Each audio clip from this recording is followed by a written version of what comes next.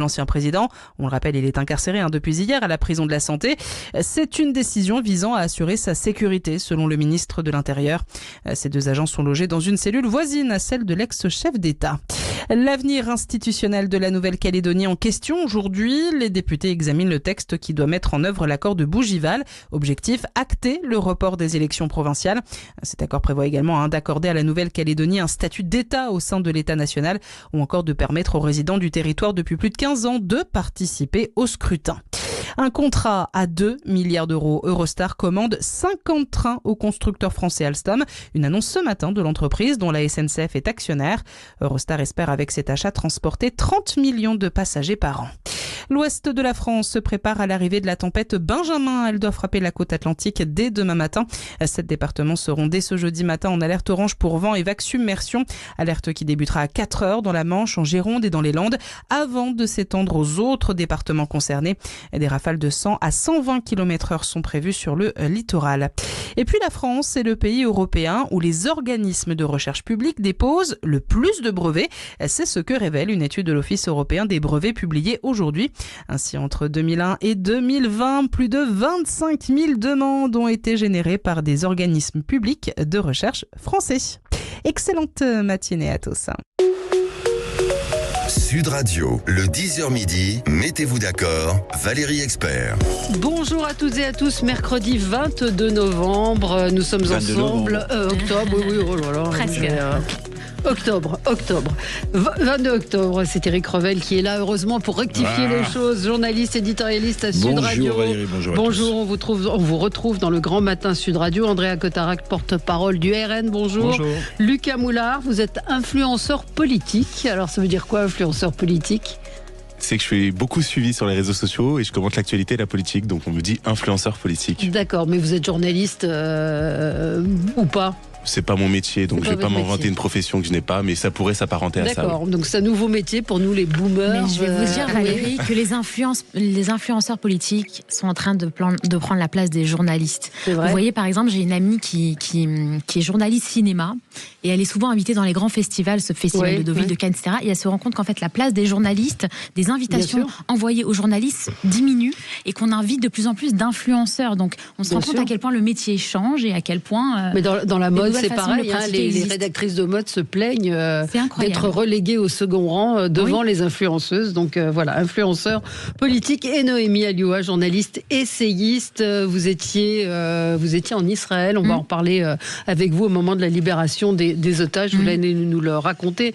On va évidemment parler politique avec l'incarcération de Nicolas Sarkozy et ces deux policiers qui assurent sa surveillance. Est-ce que vous trouvez ça normal ? Il y a un sondage Harris Interactive ce matin qui nous dit que 67% des Français estiment que c'est un citoyen comme un autre, mais visiblement le traitement n'est pas le même que pour les autres détenus. Alors c'est normal, dites-nous, 0826 300 300, la réforme des retraites, suspension, décalage, les mots ont un sens, et Emmanuel Macron visiblement a introduit une petite nuance, il sème le trouble. On peut s'interroger quand même sur cette intervention hier où il parle donc de décalage et non pas de suspension. On va y revenir. Et 3 Français sur 4 pensent que c'était mieux avant. Vous en pensez quoi, Eric ? C'était mieux avant ? Vous vous adressez aux journalistes ou à l'influenceur politique ?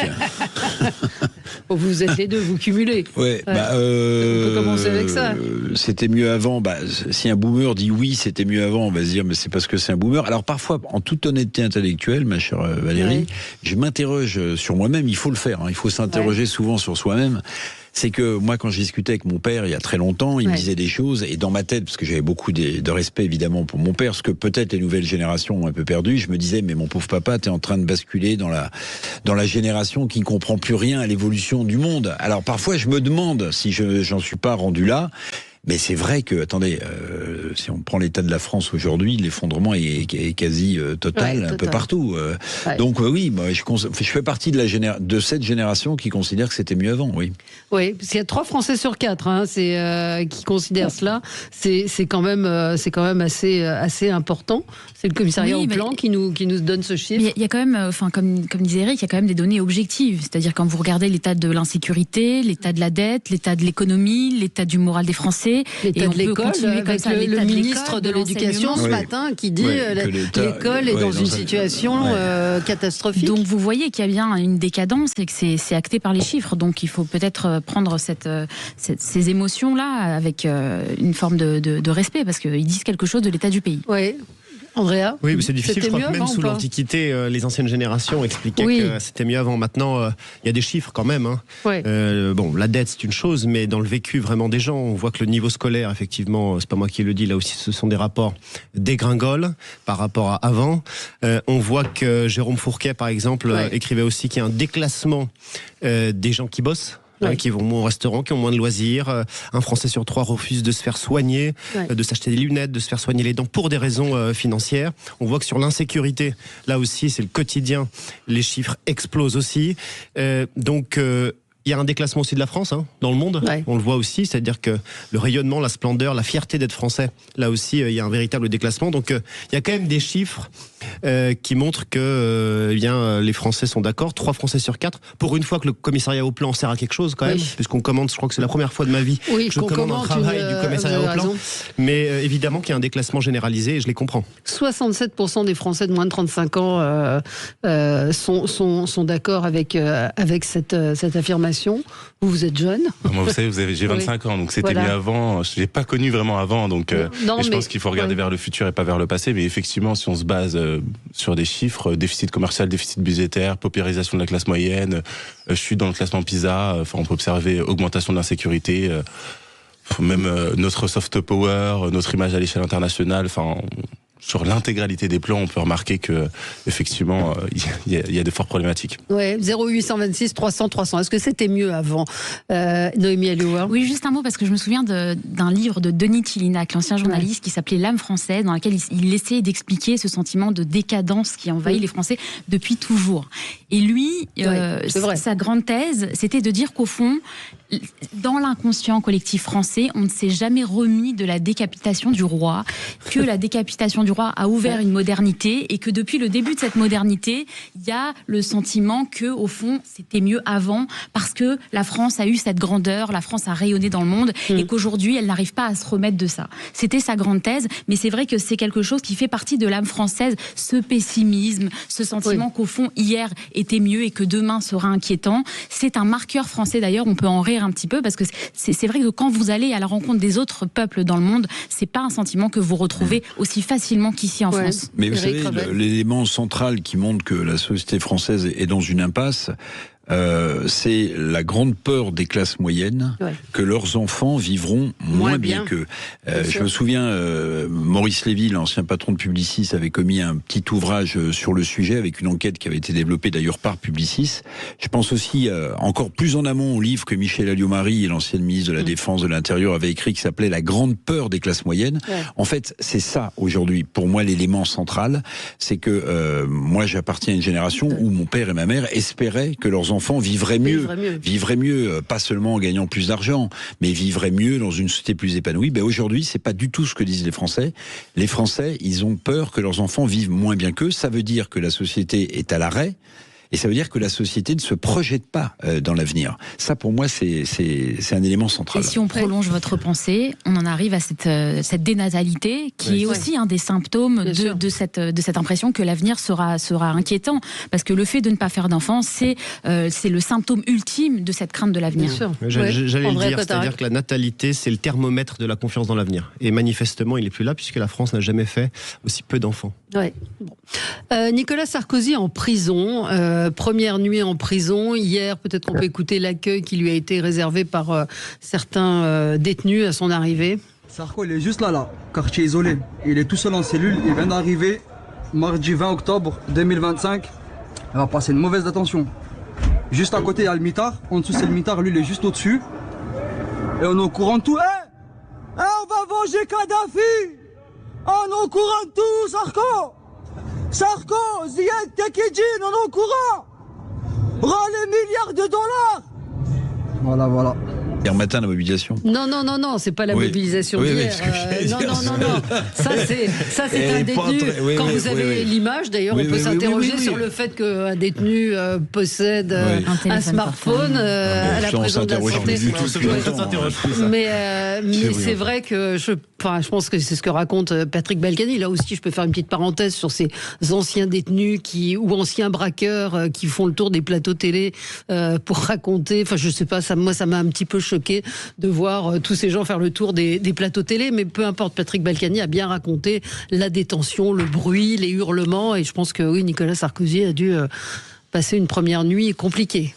Oui, j'imagine, ça doit jamais être agréable d'être privé de liberté. Je note qu'il y a quand même 2 policiers chargés de sa sécurité dans la cellule d'à côté qui vont faire du coup de la prison sans trop l'avoir demandé.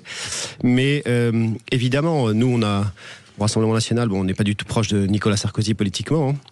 On a déploré l'exécution provisoire de première instance. C'est-à-dire qu'il fait appel. Et pour cause, vous la déplorez. Et pour cause, il y a aucun Marine problème. Le Pen est frappée du même anathème. C'est-à-dire qu'il y a quand même un phénomène de société, en tout cas les juges de première instance, on va dire,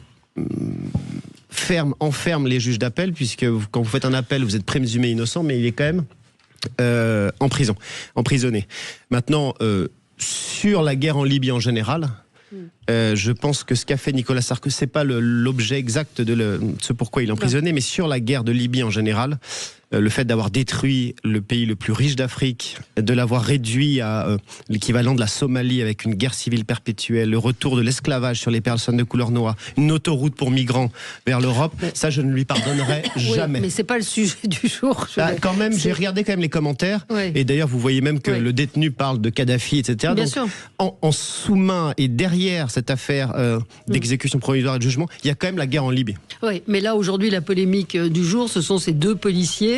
Nicolas Sarkozy, ancien président de la République, doit-il bénéficier de cette mesure de protection? Et les syndicats protestent, les syndicats de gardiens de prison protestent parce qu'ils disent ils connaissent pas la prison et puis ça veut dire qu'on n'est pas capable de le protéger.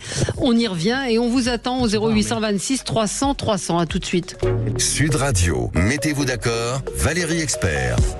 Sur Valérie Expert.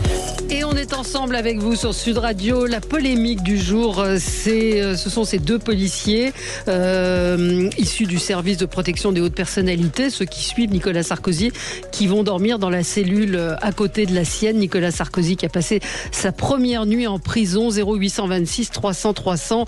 Wilfried Fong, qui est un délégué syndical pénitentiaire, dit c'est un bras d'honneur, un crachat qui est fait au personnel pénitentiaire. On a un auditeur, on a Hugo qui nous appelle d'Alès. Bonjour Hugo. Oui, bonjour à tous. Merci de m'accueillir ce matin. On vous écoute. Écoutez, moi je trouve ça effectivement inadmissible qu'il ait deux personnes qui soient au chevet de sa cellule. C'est encore quelque chose qui va coûter une blinde aux contribuables, comme a pu coûter ce procès qui dure depuis des années. Aujourd'hui, c'est injusticiable comme tous les autres. Alors on peut s'offusquer effectivement de sa condamnation, mais ce que je remarque, c'est que tous ceux qui montent au créneau ont peut-être aussi derrière eux des casseroles et ils ne souhaiteraient pas finir comme Monsieur Sarkozy. Donc c'est bien malheureux au jus effectivement aujourd'hui qu'il y ait une justice qui soit critiqué à ce point-là. Il y a un élément de justice qui a été déposé. Il est en appel aujourd'hui comme toute autre personne qui pourrait être accusée de quoi que ce soit finalement. Donc c'est à lui d'assumer. Il a été président de la République, il ne faut pas l'oublier quand même.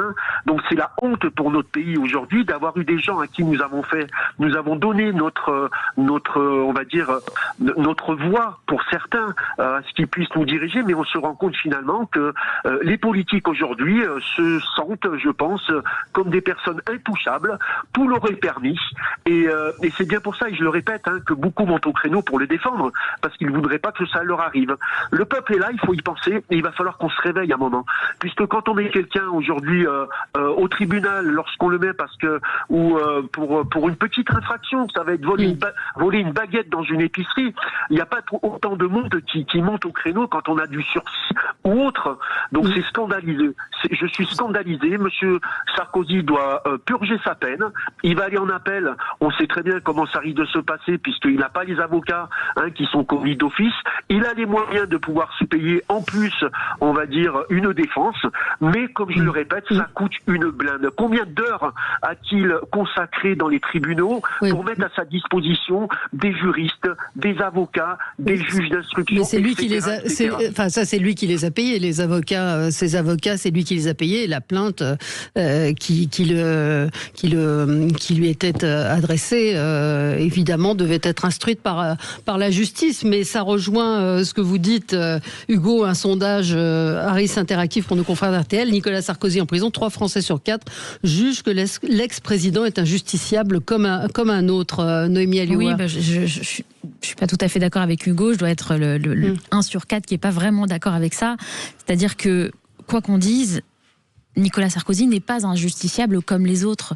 C'est un ancien président de la République, c'est un ancien chef d'État. Il a administré la France. Il a été à la tête de gouvernement. Il a eu les codes nucléaires. C'est pas juste un type comme les autres. Donc, par définition, il est connu de la France entière. Par définition, il a des ennemis, il a des amis. Et donc, il doit être protégé davantage qu'un monsieur lambda. Ça ne veut pas dire qu'il doit avoir un traitement de faveur dans la condamnation, dans la justice, dans la décision judiciaire. Mais malgré tout, dans la protection qui doit s'organiser autour de lui, il est normal qu'il soit davantage protégé que monsieur tout le monde.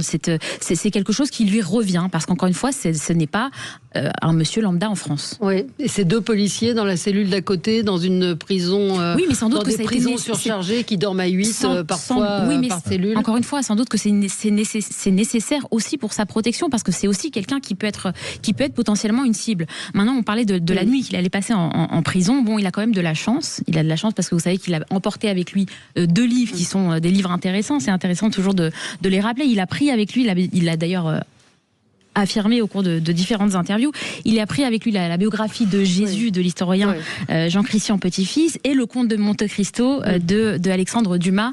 Et dans les 2 affaires, il y a des cas de faux et des cas de vengeance. Et en fait, c'est évidemment un symbole aussi qui est envoyé de sa part. Donc, il va avoir du temps aussi pour lire. C'est des choses parfois dont on manque dans la vie civile. Bon, il explique lui que de toute façon, il lit 50 pages par jour, etc.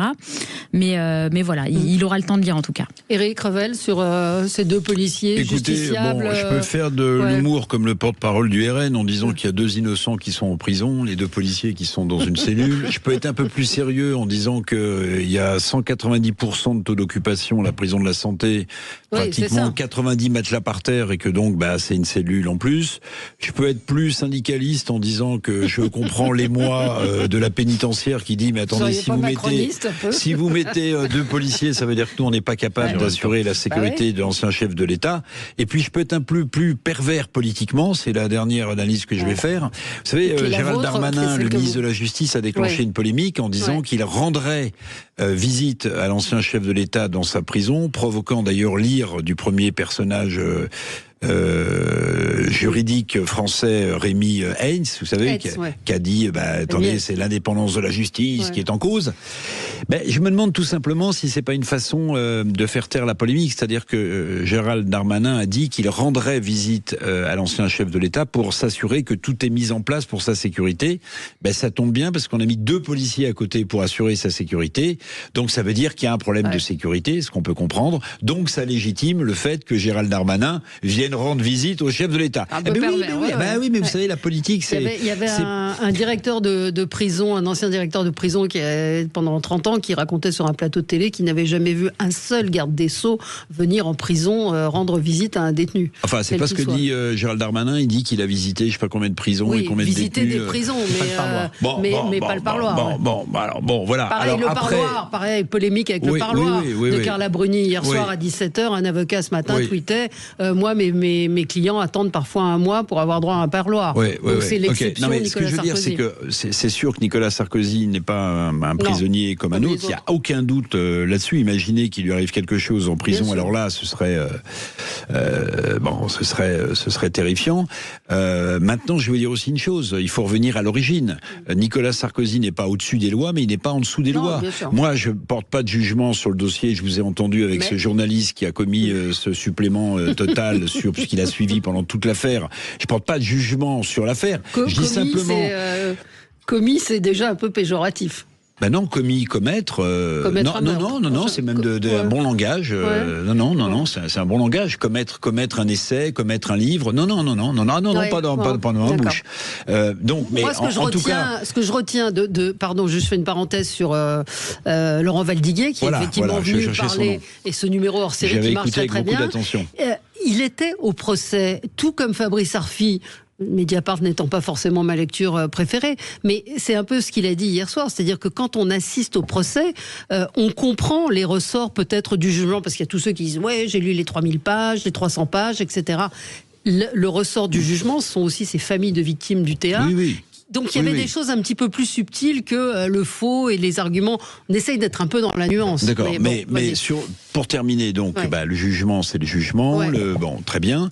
Mais quand même, convenez avec moi. Vous voyez, convenir, c'est pas péjoratif. Vous voyez, j'essaie de parler français. Non. Convenez avec moi quand même que cette affaire d'exécution provisoire donne l'impression d'un acharnement. Parce que, pardonnez-moi, mais on voit bien que l'autorité judiciaire est en train de se transformer en pouvoir judiciaire. Et moi, je ne reconnais pas aux juges la faculté de trancher dans les candidats qui doivent se soumettre au suffrage universel. C'est une atteinte. Mitterrand disait...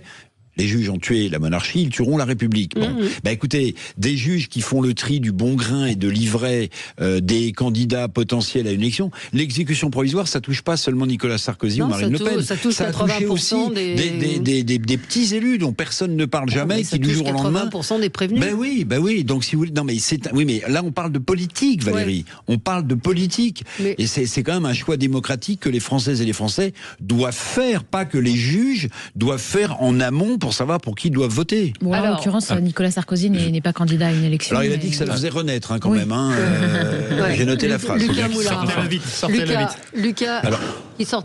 Sortez le vite de prison. Je suis totalement parce qu'il dit que ça fait renaître politiquement. Alors vous pensez que c'est des bois? Non. Je suis totalement d'accord pour dire que ça touche aussi des petits élus, et c'est la raison pour laquelle il faut arrêter avec ce discours populiste, notamment qui est tenu par Marine Le Pen ou par Sarkozy, de faire croire qu'on s'acharnerait sur certains politiques, alors que ça touche aussi également des petits élus, il faut le rappeler.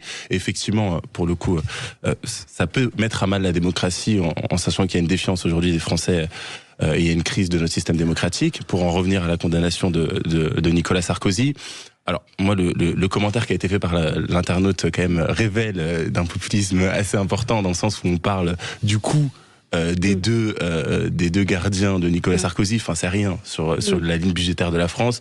Combien ça coûte 2 gardiens pour Nicolas Sarkozy? C'est ridicule. Ils sont là de toute façon. Ils sont là. Enfin, il y a droit et c'est. La question elle se pose pas. Et effectivement, on peut pas le traiter comme les autres, malheureusement. Alors dans la condamnation et dans le jugement, bien sûr, parce qu'on a un état de droit.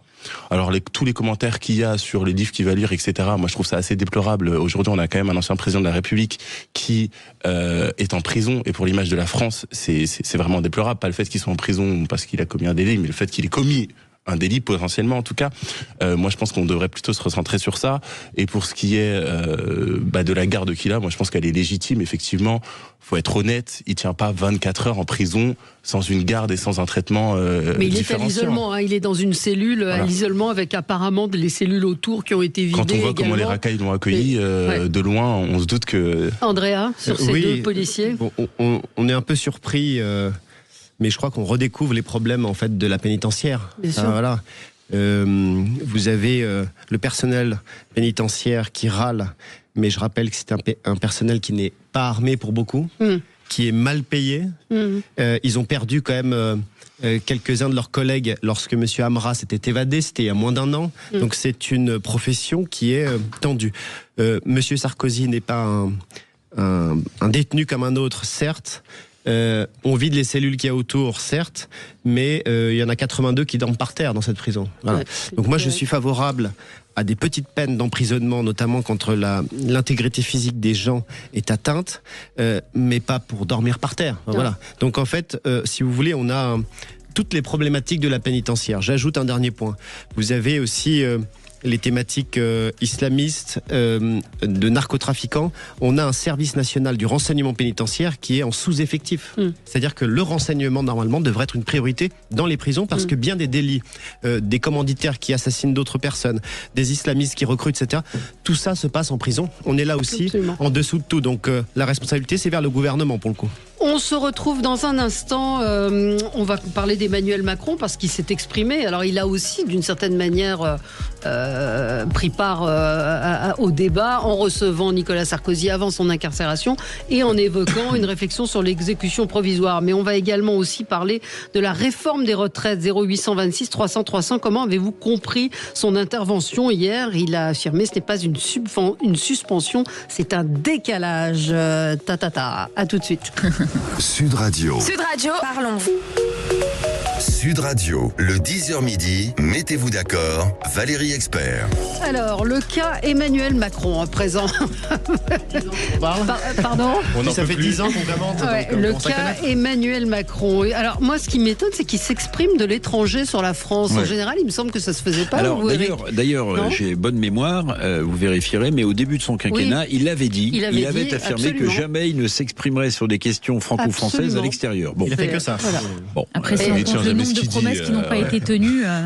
Donc, la semaine dernière, déjà, et puis cette semaine, à Ljubljana, hier, il a répondu donc à des questions sur la réforme des retraites.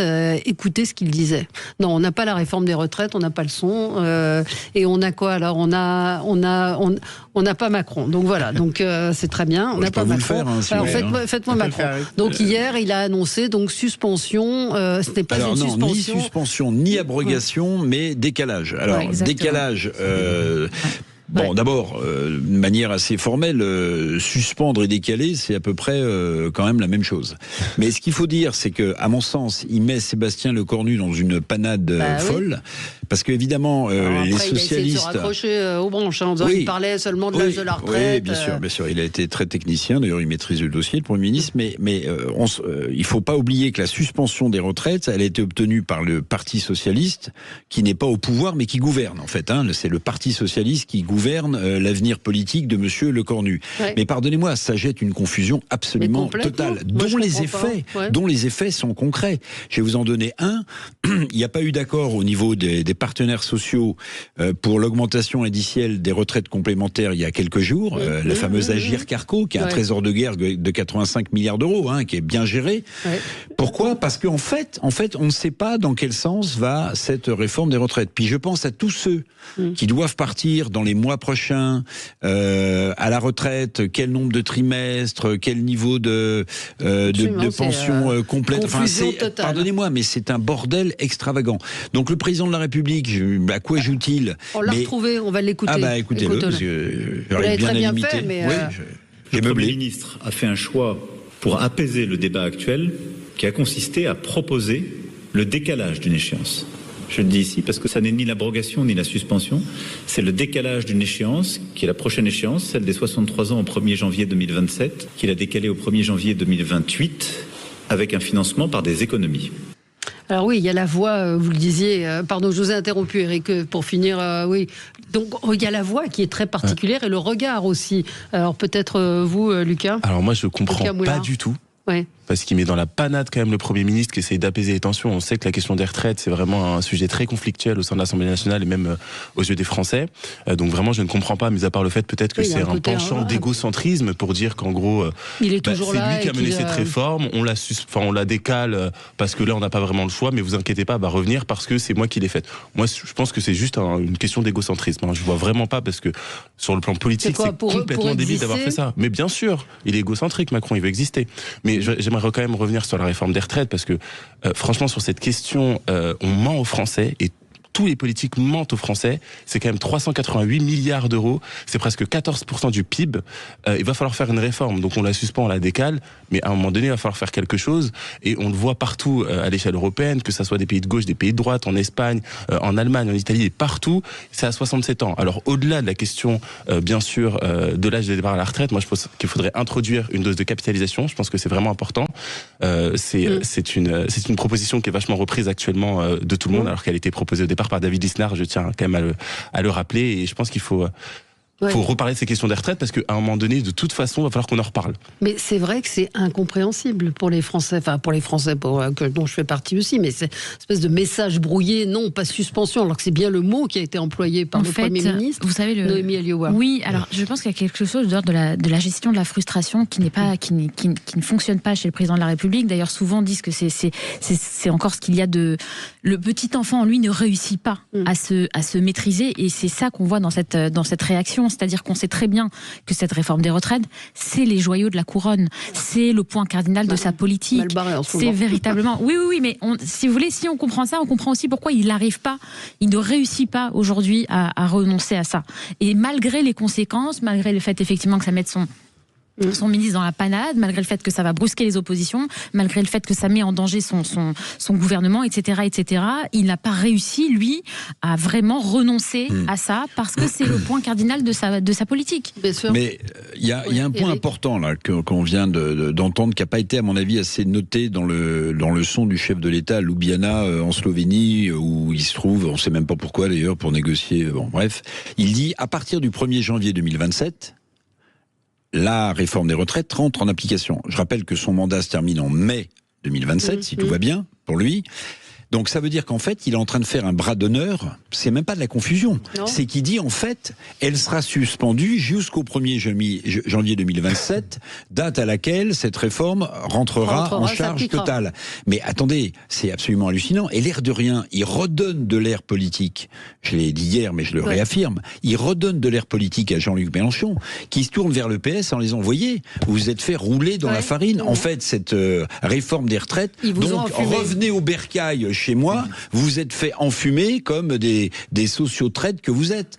Donc non mais attendez, c'est absolument hallucinant ce qu'il a fait. Non, il n'y a pas que Jean-Luc Mélenchon qui explique au Parti Socialiste qui se sont fait enfumer. Je veux dire, nous aussi, on l'explique, et à plusieurs reprises. Maintenant, sur Emmanuel Macron, c'est quelqu'un qui a toujours mis en insécurité ses proches. Oui. Attal. C'est vrai. Je disais ce matin, il n'aime pas ses premiers ministres. J'ai vu ça ce matin. Ses proches, y compris sa majorité, lorsqu'il dit attention, je vais peut-être dissoudre, etc. C'est toujours quelqu'un qui a mis les gens en insécurité. Il l'a toujours fait, il continue. Maintenant, je suis d'accord avec Éric Revel, c'est une arrogance et un déni presque démocratique.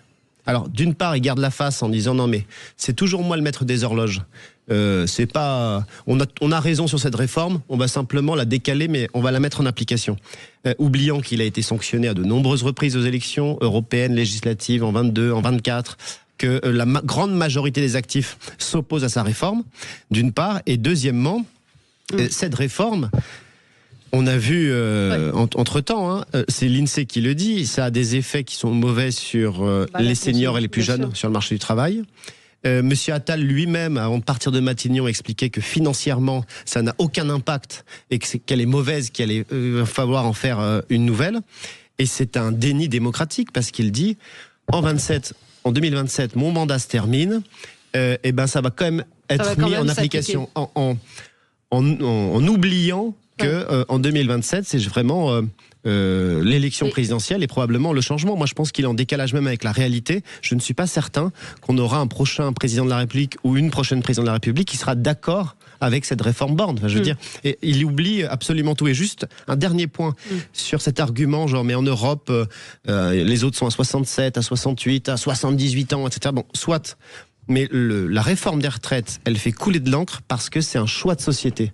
Quand on dit qu'il n'y a pas assez d'actifs, oui, parce qu'il n'y a pas assez d'enfants. Qu'est-ce qu'on fait sur la natalité? Pourquoi est-ce que les gens n'ont pas confiance dans l'avenir? Point 1. Point 2.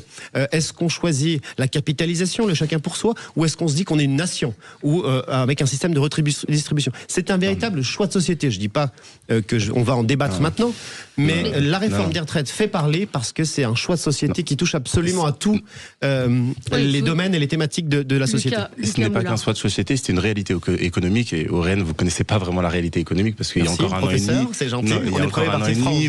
Oui, alors ça ne veut pas dire que vous avez des bonnes propositions sur la question économique. On choisit. Oui, voilà. Mais on connaît. 9 Français sur 10 sont opposés à cette réforme. Ils sont bêtes aussi, certainement. Mais ça, c'est un argument d'autorité. Il y a encore un an et demi, vous proposiez quand même un programme économique avec 300 milliards de déficit. C'est pas vrai, monsieur. Si, c'est vrai. Franchement. Mais je veux dire que c'est pas un choix de société. Je vous donnerai le contrat de budget. C'est pas un choix de société, c'est une réalité économique. Donc, il faut arrêter de mentir aux Français. C'est une réalité économique. Et aujourd'hui, il est nécessaire de réformer. Et on ne contrôle pas combien d'enfants font les gens. Qui a dit qu'il fallait pas réformer? On contrôle pas combien. Sa réforme. Non, mais une réforme qui n'est pas efficace. Mais elle n'est pas mise en application. Merci. Alors là, décidément, vous êtes mais les gens cohérents sur les questions économiques. Vous n'êtes plus un influenceur politique, vous êtes un influenceur anti-RN. C'est différent. Non, je ne suis pas anti-RN. Il y a des sujets sur lesquels je suis d'accord avec vous, mais sur les questions économiques, la question, c'est aussi le politique, c'est l'intervention d'Emmanuel Macron sur ce sujet. Plus que le fond, on ne va pas refaire le débat sur la réforme des retraites. Oui, mais je pense que c'est important de ne pas mentir aux Français sur cette question, qui est une question très importante, notamment sur les questions budgétaires. Oui, mais là, vous dites que c'est pas efficace. Ah non, mais la réforme est nulle. Mais ça ne veut pas dire que la vôtre est une bonne proposition. D'accord, donc cette réforme est nulle. Il faut faire plus. Donc les macronistes sont en dehors de la réalité. On assiste depuis une semaine, c'est quand même à une espèce de foire aux bonnes idées pour prélever le plus d'argent aux Français. On voit que les associations sont inquiètes, on voit que les retraités, que tout le monde va être taxé. Et on est en train de catastrophique, on est tous d'accord pour le dire. Là, ce qui est en train de se passer, c'est catastrophique. Noémie ? Oui, en fait, la politique, c'est des choix. Tout le monde s'entend aujourd'hui sur l'idée qu'il va falloir faire des économies, qu'il va falloir résorber cette dette, que nous sommes au bord d'un gouffre. Souvenez-vous, Éric Lombard, l'ancien ministre de l'économie, ça lui avait échappé au cours d'une interview. Il avait dit « Nous risquons demain d'être mis sous tutelle du FMI. » C'est quelque chose il avait démenti l'après-midi. Oui, ensuite, il avait fait un tweet, mais on sentait que ça lui avait échappé. Il était quand même ministre de l'économie. D'ailleurs, il n'est plus là. Mais c'est dire le fait qu'il y a quand même un constat généralisé. Et là, globalement, tous les partis politiques sont d'accord pour dire qu'il va falloir prendre des décisions. Maintenant, la question du budget, elle est éminemment politique. Où est-ce qu'on va aller ponctionner ces fonds? Et c'est là-dessus que les partis ne sont pas d'accord. Alors, c'est vrai que là, c'est mon côté un peu, sur le coup, moins libéral et plus humaniste. Mais je pense toujours qu'il faut protéger les plus faibles. Il faut protéger les personnes âgées. Il faut protéger les jeunes. Il faut protéger ceux qui sont fragiles et ponctionner à ceux qui, eux, peuvent davantage participer à l'économie du pays. Et ça, c'est un choix qui est politique. Ça n'a pas été le choix qui a été fait jusque-là. Mais c'est vrai que sans prendre comme ça, si on revient sur cette idée de taper sur les boomers, parce que c'est la grande mode en ce moment, c'est quelque chose qui personnellement me gêne. Je trouve que taper sur les personnes âgées qui ont travaillé toute leur vie, qui ont contribué à l'économie, etc., c'est pas comme ça qu'on va réussir à rééquilibrer les comptes publics. On se retrouve dans un instant. On va parler de la transparence des salaires en entreprise et puis également de la taxe Zuckman avec vous qui a été hier carrément abandonnée, mais on ne sait jamais, elle peut encore revenir. À tout de suite. Sud Radio. Parlons vrai. Invité de grignoter. Sud Radio, le 10h midi, mettez-vous d'accord, Valérie Expert. Alors, puisqu'on parle budget, vous vouliez, Lucas, vous revenir sur le fait que la taxe Zuckman hier n'a pas été votée en commission. Oui, c'est une excellente nouvelle. Moi, je pense que cette taxe Zuckman est complètement absurde, mais vraiment absurde. Taxer sur la valorisation d'une entreprise, donc qui est la valorisation, c'est pas une valeur, c'est une valeur hypothétique. Donc taxer sur une valeur hypothétique, on a vu avec le patron de Mistral qui expliquait que lui, son entreprise était valorisée à plus d'1 milliard, mais qu'il n'avait pas les fonds nécessaires pour payer ses taxes. Donc je pense que c'est surtout qu'on a vu dernièrement un dernier chiffre qui montrait que on était 38e dans le classement de la compétitivité fiscale dans des pays de l'OCDE. Donc sur 38. Sur 38, oui, on est les derniers. On est les derniers et nous on se dit quoi? On est les champions quand même des prélèvements obligatoires des impôts et on se dit quoi? On va continuer dans ce sens-là, alors qu'on sait très bien aujourd'hui que c'est ce qui ne fonctionne pas. Donc je pense que c'est une très bonne nouvelle pour les entreprises françaises et pour les Français. La messe n'est pas dite. Oui, c'est ce que j'allais dire. Non, la messe n'est pas dite parce que hier, j'ai vu que Olivier Faure, le grand patron du petit parti socialiste, disait que si la taxe Zuckman ne revenait pas dans le débat, il pourrait censurer le gouvernement. Enfin, vous voyez, alors là, c'est... Donc, je pense qu'effectivement, la dissolution va... Mais non, c'est juste absolument hallucinant.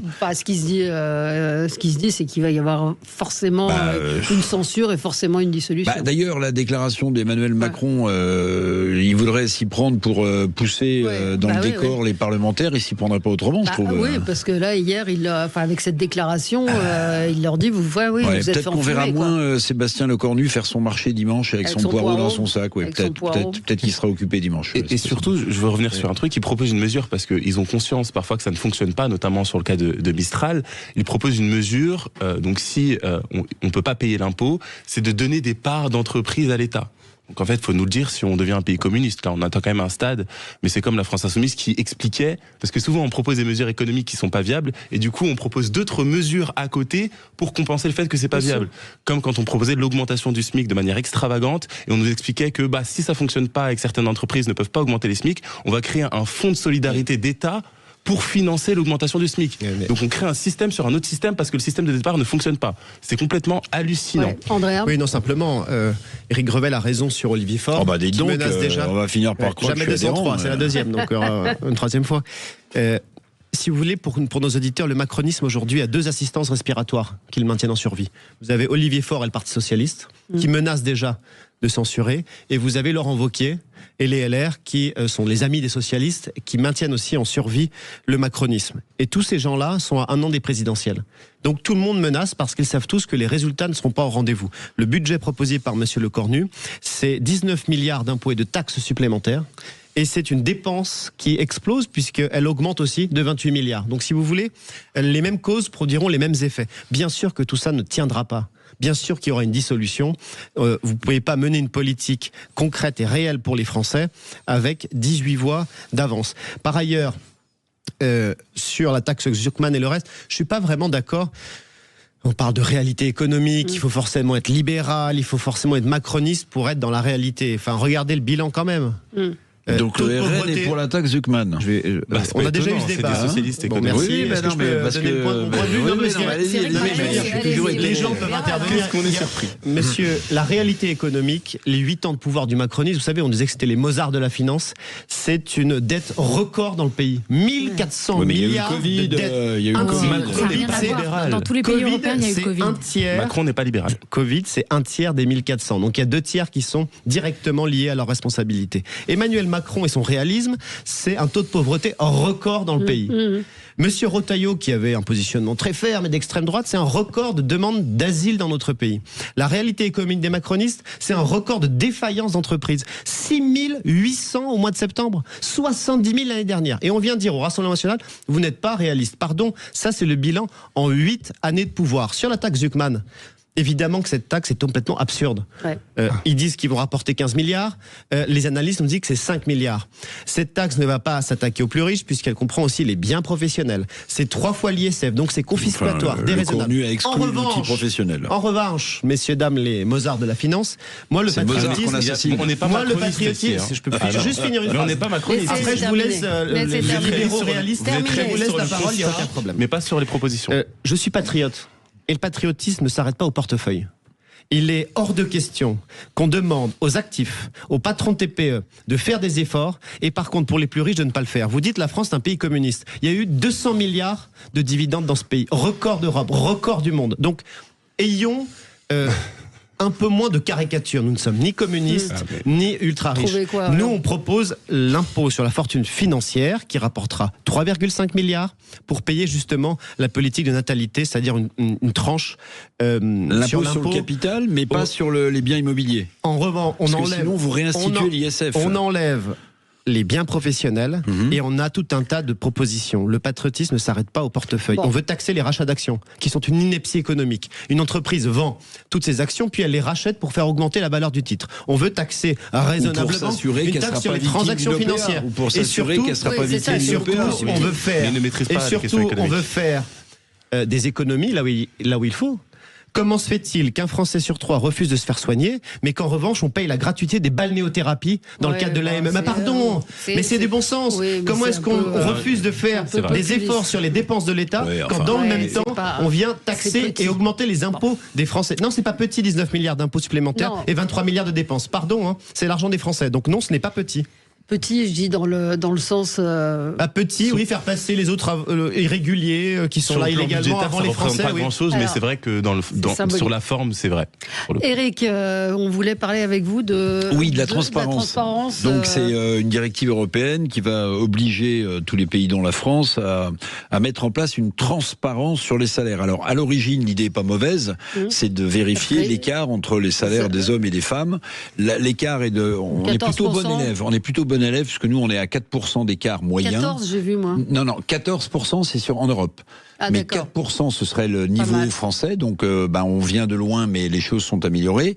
Alors après, ça va toucher l'intégralité de la grille salariale, si j'ose dire.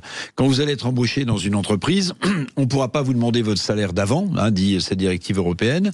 En revanche, vous pourrez réclamer d'avoir la fourchette moyenne des salaires dans l'entreprise de plus de 100 salariés, salaire moyen à compétences égales. Donc, je ne veux pas savoir combien gagne Monique. Non, il ne sera pas possible de connaître le salaire de chacun de ses collègues. Ce ne sera pas possible. Mais en fait, vous serez dans une fourchette où vous verrez si votre salaire à compétence et à niveau hiérarchique équivalent à quelqu'un qui est déjà dans l'entreprise est plus ou moins décalé. Et si c'est le cas, vous pourrez demander des comptes à votre entreprise. N'empêche que ça instaure quand même, pardonnez-moi, un climat assez particulier. C'est-à-dire que les gens vont un peu se regarder de travers. Donc la transparence... Et la fourchette, elle va être de combien? C'est-à-dire qu'on va vous dire, on va vous proposer un salaire... 5 et 35 ou Alors, non, on va vous proposer un salaire si vous changez d'entreprise, Valérie, on va vous proposer un salaire et on vous dira, et là vous demanderez quel est à poste équivalent, à expérience équivalente, à niveau de diplôme équivalent, la moyenne du salaire des gens qui sont comme vous déjà dans l'entreprise. Voilà. C'est pas possible dans toutes les entreprises, pour tous les métiers, pour plus de 100 salariés, oui. Bon, voilà. Mais alors, comme on est les rois de la transposition des directives européennes, en France, voilà. Alors, vous savez, souvent le diable est évidemment dans les détails. Et je pense que, notamment dans les plus petites de ces entreprises, parce que c'est quand même au-dessus de 100 salariés, c'est déjà des PME d'un niveau correct, je pense que ça va créer comme un climat un peu de défiance. Particulier. Bon. Ouais. Oui, je rejoins sur la surtransposition des réglementations européennes. C'est vrai qu'on est les champions, mais la bureaucratie française, on connaît, et d'autant plus sur les questions européennes. Donc ça, je le rejoins totalement. Moi, je pousse effectivement les salariés à échanger entre eux des salaires, parce qu'on... non, parce que souvent les patrons... Vous êtes déjà allé travailler dans une entreprise. Non, il est influenceur politique. Les patrons disent souvent aux salariés, ne parlez pas de vos salaires. Pourquoi? Parce que souvent il y a des écarts assez importants, et c'est à l'avantage des employeurs. C'est à l'avantage des employeurs. Et souvent, ça désavantage les femmes. Oui, mais il faut que les employeurs assument leurs décisions, parce que ça, c'est au désavantage des salariés. Donc moi, je pousse les salariés à discuter entre eux de leur salaire et ne pas écouter le patron. Celui qui est très payé, qui sait qu'il est très payé, il n'a pas forcément envie de dire à ses collègues qu'il est plus payé que les autres. Ça change quoi à son salaire de le dire? Ça changera pas son salaire, on va pas lui baisser. Il peut y avoir ensuite des pressions qui vont être faites c'est pas normal, de la part des employés. Donc moi je pousse les salariés à discuter entre eux, parce que ça va à l'avantage des patrons et c'est pas une bonne chose. Et ça désavantage plus souvent les femmes. C'est moins libéral sur ce sujet. Non, moi je veux pas. Moi je suis pour la justice. Je suis pour la justice et l'équité. Et pour le coup, quand on désavantage une femme juste parce qu'elle est une femme alors qu'elle a les mêmes compétences, c'est pas acceptable. Non, mais on est d'accord. Après, parler de son salaire en entreprise, c'est pas simple. Et puis effectivement, c'est pas toujours les mêmes. Des fois, il faut avoir du courage pour faire pousser les lignes et changer les choses. Oui. Écoutez, Andrea, ça vous inspire quoi? De toute façon, moi je regarde surtout la source. L'Union européenne, généralement, en ce qui concerne les entreprises... Vous n'aimez pas Ursula von der Leyen, vous? Pas trop, non. Pas trop. C'est vrai qu'elle a été élue par personne et qu'elle décide pour tout le monde. Merci, oui. Et puis qu'elle défend les intérêts allemands. Enfin, je veux dire, on peut pas le dire. C'est une évidence. Il faut le dire. Le président de la Commission européenne défend les intérêts allemands. Mais toutes les directives ont eu un effet néfaste en France. Je prends le cas du statut des sapeurs-pompiers volontaires. C'est ça qui tient notre système, qui est d'ailleurs un exemple dans le monde. La directive va probablement casser cela en demandant à l'État de payer comme il se doit les volontaires. Vous avez là dans l'entreprise, bien sûr que à diplôme équivalent, expérience équivalente, un homme et une femme doivent être payés de la même manière. Je veux dire, c'est une évidence. Il y a un décalage qui est objectivement inacceptable. Ça va dans le bon sens. Voilà. Maintenant, ça va créer une fois de plus une ambiance catastrophique au sein des entreprises, surtout dans un contexte actuel où le pouvoir d'achat se réduit, où les Français vont devoir avoir plus d'impôts avec ce gouvernement UMPS derrière le cornu. Donc, si vous voulez, ça va encore une fois foutre le bordel. On se souvient aussi des surtranspositions en matière agricole. On demande par exemple à des cerisiers de refuser d'avoir des intrants, c'est très bien, mais derrière on importe des cerises espagnoles et on ouvre l'Europe aux quatre vents avec le Mercosur et le reste. On est en train de détruire toutes les filières et on a des agriculteurs et des métiers importants qui ont des revenus extrêmement bas. Tout ça est inacceptable et ça, c'est l'Union européenne. On se retrouve tout de suite après les dernières informations. On va parler de la libération des otages en Israël. Vous y étiez, Noémie Alioua. Sud Radio, le 10h midi, mettez-vous d'accord, Valérie Expert. Mettons-nous d'accord autour de Noémie Alioua, journaliste, essayiste. Je rappelle votre dernier livre, La terreur jusque sous nos draps, qui est paru chez Plomb. Lucas Moulard, influenceur politique. Éric Revel, journaliste, éditorialiste à Sud Radio. On vous retrouve dans le Grand Matin Sud Radio. Et Andrea Cotarac, porte-parole du RN. Vos coups de cœur, vos coups de gueule. Avec vous, Noémie, vous étiez en Israël au moment de la libération des otages. Je trouve que c'est intéressant de profiter que vous soyez avec nous ce matin pour que vous nous racontiez un petit peu comment ça s'est passé, quelle était l'ambiance sur place. Oui, c'était un moment extraordinaire, comme vous en doutez, Valérie. Je reviens donc de ce voyage en Israël où j'ai pu couvrir ce moment charnière de l'histoire du Proche-Orient, la libération des otages, qui était d'ailleurs prévue dans le plan de paix de Donald Trump. C'était dimanche 13 octobre, il y avait un soleil qui était écrasant, le ciel était turquoise et des dizaines de milliers d'Israéliens se sont rassemblés dès l'aurore sur la fameuse place des otages, tout près du musée des Arts de Tel Aviv, pour suivre sur écran géant cette libération. C'était vraiment un moment d'allégresse, de joie, de communion de tout un peuple. Vous aviez des gens qui dansaient dans la rue, qui pleuraient, qui se serraient dans les bras. C'était vraiment une fête, presque une fête nationale dans tout le pays. Le sentiment qui prédominait à ce moment-là, c'était vraiment le sentiment de fraternité, l'idée que les Israéliens sont tous liés, que des frères étaient rentrés chez eux. Et bien sûr, moi j'ai pensé à la France et je me suis dit quel dommage que dans notre pays ce sentiment de fraternité n'existe pas, à part sur le fronton des mairies. Quel dommage qu'on ne soit pas capable de nous battre nous-mêmes pour nos propres otages. Je pense souvent à Boualem Sansal, mais pas qu'à Boualem Sansal, puisque nous avons aussi 2 otages, notamment en Iran. Nous avons des otages un peu partout dans le monde et il est très difficile de se mobiliser vraiment pour eux. Il n'y a pas de mobilisation nationale. Et c'est ça que je me suis dit, c'est en voyant ces Israéliens, en voyant ce sentiment de fraternité, les gens pleuraient de joie parce que une poignée de personnes étaient libérées, alors même qu'ils ne les connaissaient pas, qu'ils ne les avaient jamais rencontrés, qu'ils n'avaient pas de lien affectif avec eux. Eh bien, il y avait malgré tout ce lien qui les reliait à eux. Et je me suis dit, pourquoi est-ce qu'en France, on n'est pas capable aussi de se réunir vers ce qu'on a de commun, c'est-à-dire une identité, une langue, un drapeau? Pourquoi est-ce que ce sentiment de fierté nationale est sans cesse criminalisé? Pourquoi est-ce que cette fraternité qui fait partie de notre devise n'est plus capable de nous rassembler? Je trouve ça triste et dommage, mais je formule ce vœu, ce rêve qu'un jour nous y arrivions. Oui, je pense que l'histoire d'Israël fait aussi beaucoup dans cette union qu'il peut y avoir au sein de ce peuple. Oui, mais nous avons aussi en France une histoire incroyable, beaucoup plus longue, beaucoup plus vieille. Bien sûr. Mais malgré tout, nous ne sommes plus capables de nous réunir à travers des valeurs communes. Et ça, c'est dommage. Vous voulez réagir? Peut-être, effectivement, c'est il y a un peu plus d'une semaine. Quand on libère des otages, qu'il n'y a plus d'otages vivants sur la bande de Gaza, bien sûr qu'on est content. Maintenant, ils sont venus quand même, le Hamas, les kidnapper sur le territoire israélien, ce qui n'est pas le cas de nos otages à nous. Et par ailleurs, les Français sont quand même un grand peuple, parce que je me souviens quand même qu'après les attentats de Charlie Hebdo, après les attentats du 13 novembre 2015, il y a eu quand même des manifestations qui sont rentrées dans l'histoire pour refuser cela. Maintenant, c'est sûr que sur l'identité, sur l'identité de la France, culturelle, historique, patrimoniale, effectivement, quand on défend la France ou quand on sort un drapeau français, on peut avoir une frange de la population qui refuse le drapeau, qui refuse que l'on défende l'identité. D'ailleurs, cette frange, c'est pas forcément la France insoumise, ce sont aussi de nombreux mondialistes qui veulent casser les frontières à tout prix, accepter l'immigration, et tout cela est dénoncé d'ailleurs par le Rassemblement national. C'est pas pour rien qu'on est aujourd'hui premier parti de France, d'une part, mais qu'en Europe, les peuples se réveillent aussi pour défendre leur identité et leur attachement à leur terre.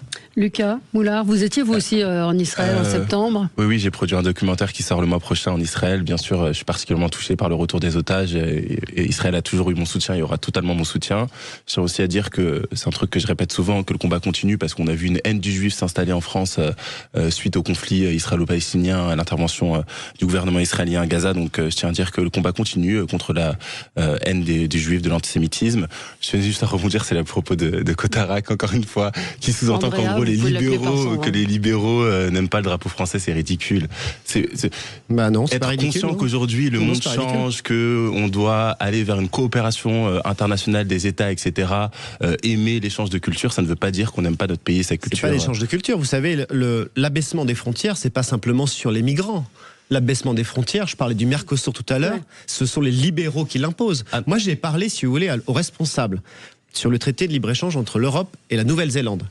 C'est un Roumain de droite. Alors lui, libéral. Et je lui ai dit, mais écoutez, monsieur, cet accord va tuer la filière des ovins dans notre pays.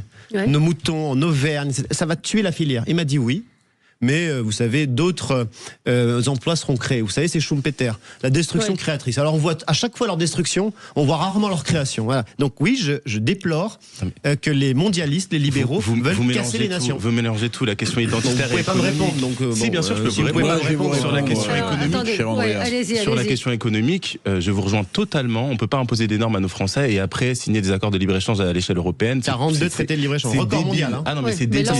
Sur cette question, je vous rejoins totalement. Mais par contre, là, on parlait plutôt de la question identitaire. On peut très bien être pour le libre-échange, pour une liberté économique, pour un échange de culture et aimer notre drapeau et notre pays. Je pense que ce que vous avez dit est assez caricatural. J'entends, mais... C'est caricatural. Très bien, vous me donnez raison et puis ensuite vous dites que je suis caricatural. Sur la question économique, oui. Sur la question identitaire, quand on détruit une filière, quand on tue notamment les productions de voitures thermiques, l'histoire ouvrière, les territoires, etc., comprenez bien que vous touchez à l'histoire de notre pays. Des technocrates européens irresponsables. D'être solidaire entre Français. Mais j'ai dit tout à l'heure, j'ai fait l'ode à la fraternité du peuple français. Alors Eric, ce qu'ils avaient fait après le 13 novembre, après Charlie Hebdo, bien sûr qu'il y a une fraternité dans notre pays et la nation française est une grande nation. Et aussi des libéraux. Ouais, sur la révolution industrielle, mon cher Andrea, on a un prix Nobel d'économie, qui se mêle de politique, c'est pas ce qu'il fait de mieux, mais Philippe Aygon, c'est un tenant, un défenseur de la théorie schumpeterienne, la destruction créatrice. Je vais vous dire, le monde capitaliste n'a fonctionné qu'avec des révolutions industrielles qui ont détruit puis créé. Vous savez, à l'époque où l'imprimerie de Gutenberg innove le secteur, si j'ose dire, vous avez tous les moines copistes qui écrivaient des livres à la main qui se retrouvent au chômage. C'est pas caricature. Ils perdent leur job parce qu'il y a l'imprimerie. Mais l'imprimerie, ça a permis quoi? Ça a permis de démocratiser le savoir. C'est-à-dire que ceux qui étaient une élite qui recevaient les livres écrits à la main par les moines, grâce à l'imprimerie, le savoir s'est répandu. Donc oui, souvent les révolutions industrielles, vous avez raison, ça fait de la casse, mais derrière, ça crée de nouvelles perspectives. Mais on les voit de moins en moins. Non. Et puis juste sur la libération des otages, j'ai été très touché par votre témoignage.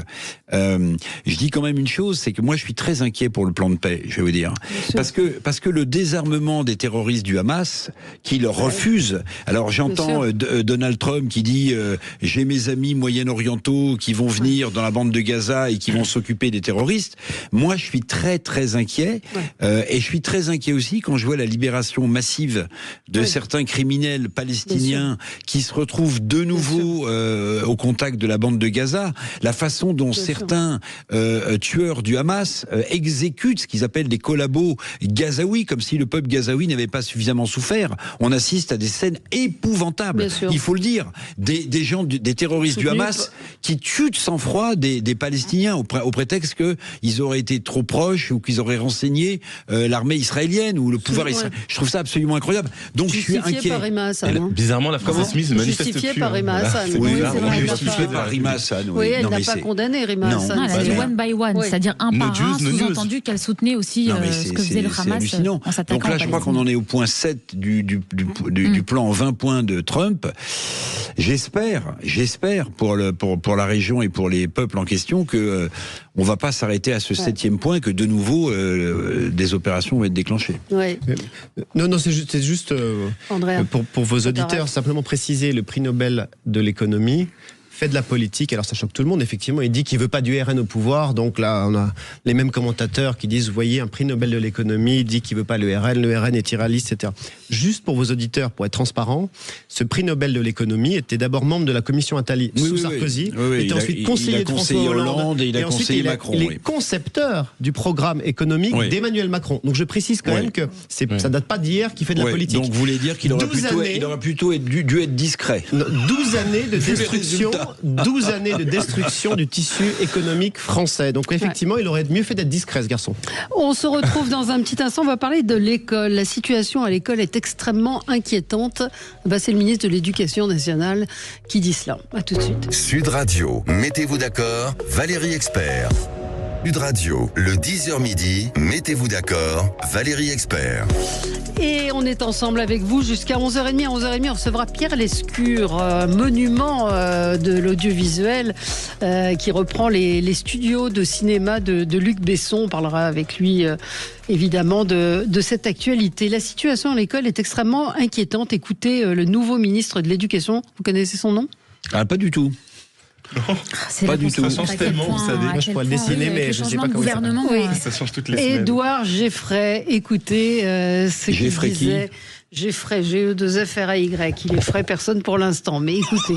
Tout à l'heure, on a parlé budget, on n'a pas parlé de l'état de l'école en général. Si on parle de l'état de l'école en général, évidemment que la situation est extrêmement inquiétante. Elle est extrêmement inquiétante en termes de niveau, elle est inquiétante en termes d'inégalité sociale et scolaire, enfin, spécialement d'inégalité scolaire adossée aux inégalités sociales. Elle est aussi extrêmement préoccupante en termes de santé physique et psychique des élèves. Et moi, il se trouve que c'est pour ça que ce sont mes 3 priorités en réalité. Alors, il connaît bien le ministère de l'Éducation nationale et donc il fait ce constat que de nombreux enseignants, de nombreux syndicats font depuis très longtemps, que fait Alain Bentelila, que j'aime particulièrement, linguiste, qui dit...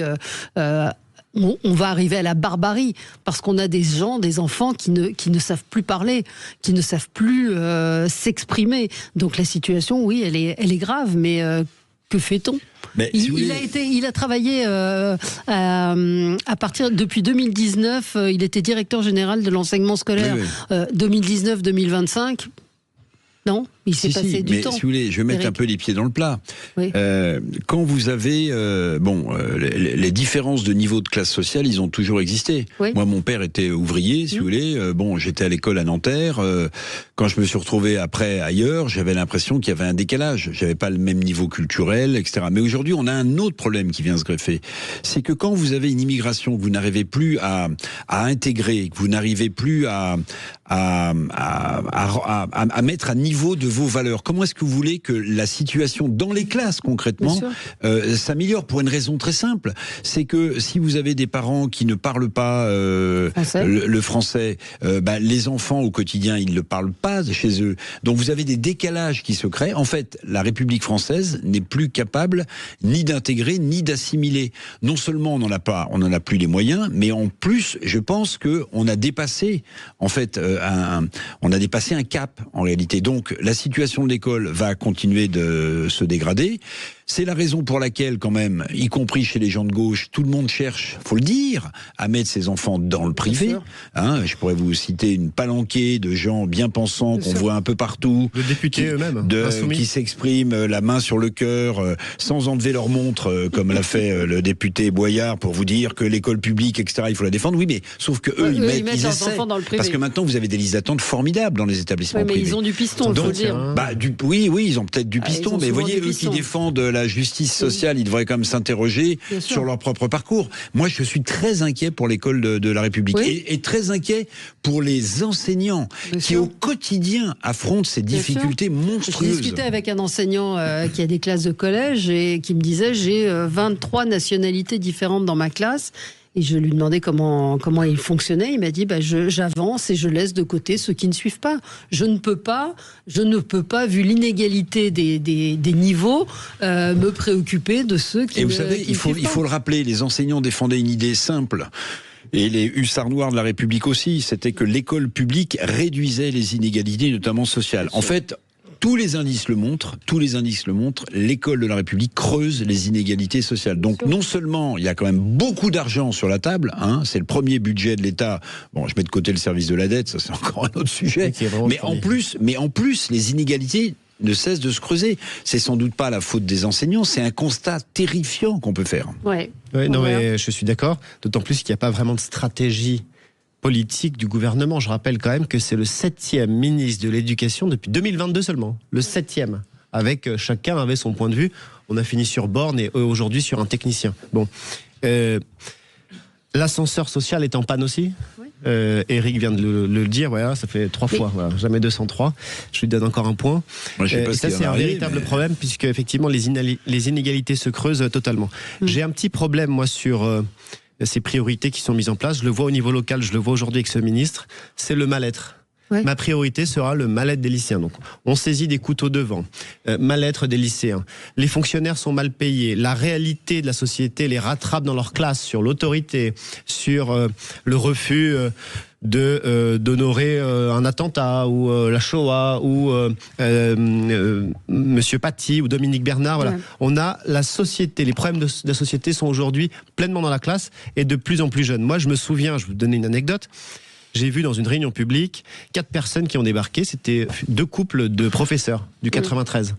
Ils m'ont dit, voilà, monsieur Cotarac, on vient chez vous, au RN, on frappe à la porte du RN parce que on a toujours voté à gauche, mais la réalité aujourd'hui rentre dans nos classes. On ne peut plus enseigner, on est mal payé et la profession se dégrade totalement. Donc il n'y a pas vraiment de stratégie générale dans notre pays. Le 7e ministre de l'Éducation nationale qui nous fixe ses priorités depuis 2022. Le 7e. Et qui était directeur général de l'enseignement. Donc le constat qu'il fait aujourd'hui, il le faisait certainement il y a quelques années, Noémie. Oui, il y a 2 choses. C'est-à-dire qu'effectivement, il y a d'abord une question de priorité.